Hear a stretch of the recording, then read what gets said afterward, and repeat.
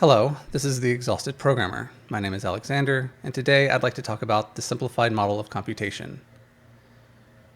What is the simplified model of computation? Well, there are other models of computation, most famously one put forth by Alan Turing, a mathematical model of computation called the Turing machine. It is designed to be more complete, more thorough. It's where we get the concept of a Turing complete and completeness. There's a lot that we can learn from studying the Turing machine, but that is a very technical topic and a very technical way of looking at that topic. And here, the idea is to look at technical topics, but in a non-technical way.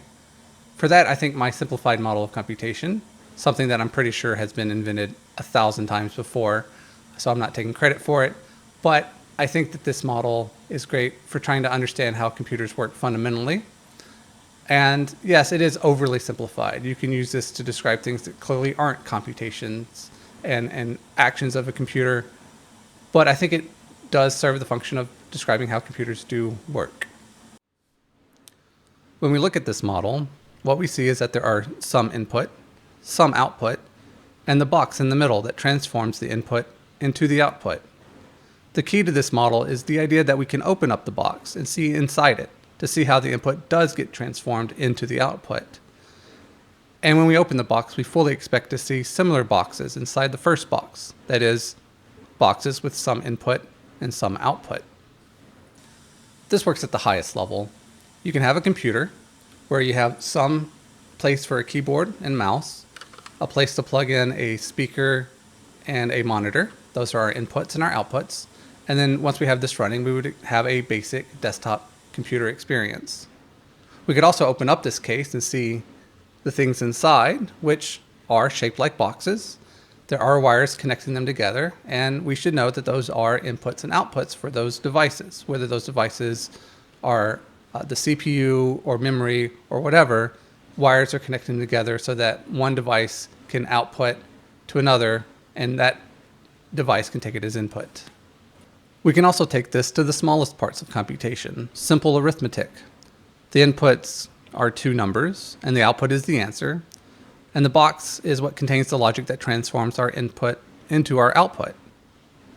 We can go into the box to see how the numbers are altered, but here we see the benefit to this model.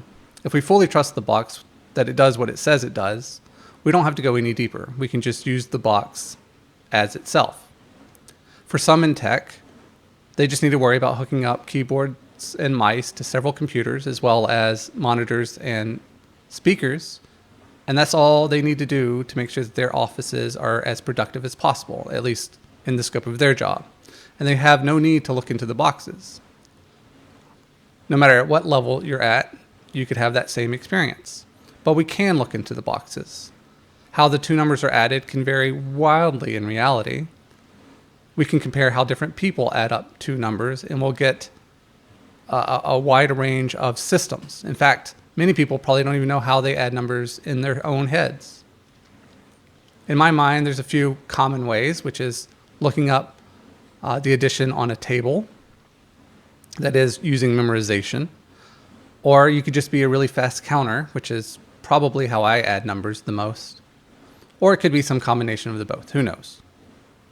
Now, how does a computer add two numbers? Well, again, that can vary depending on the computer. It's up to the person who designed the machine. Commonly, though, I would describe it as a version of counting with a little error checking. It is technically possible for us to start with a keyboard press and dig in box by box as we travel through with the data to the CPU until we get all the way down to copper and transistors.